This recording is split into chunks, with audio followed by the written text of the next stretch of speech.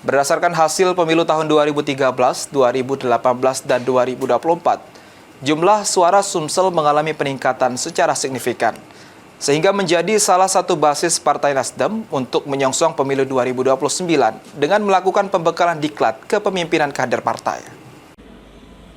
Kita sayang dan cinta negara ini, bertanggung jawab, dan kita ingin memberikan sesuatu yang berarti. Meski termasuk partai yang baru, Nasdem terus mengalami peningkatan yang cukup signifikan di 3 kali pemilihan umum, bahkan Sumatera Selatan menjadi salah satu basis suara Partai Nasdem.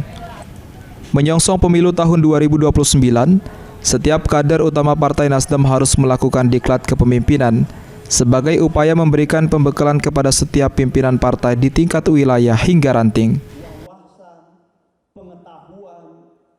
Jadi dengan sumber daya yang ada hari ini, Nasdem Sumatera Selatan, dan memang sekarang sudah ada di 4 besar, untuk menjadi pemenang itu hal yang masuk akal dan rasional.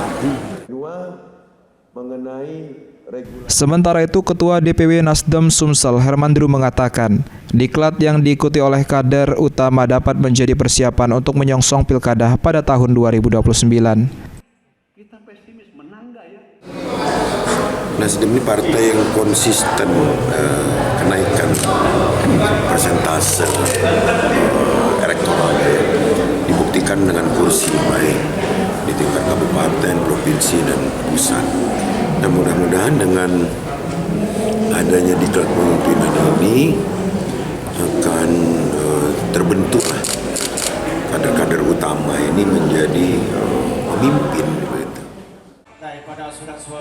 Hermandru juga berpesan kepada setiap kader Nasdem di Sumatera Selatan untuk selalu menjaga solidaritas serta memahami tugas pokok dan fungsi masing-masing dari amanah yang telah diberikan partai.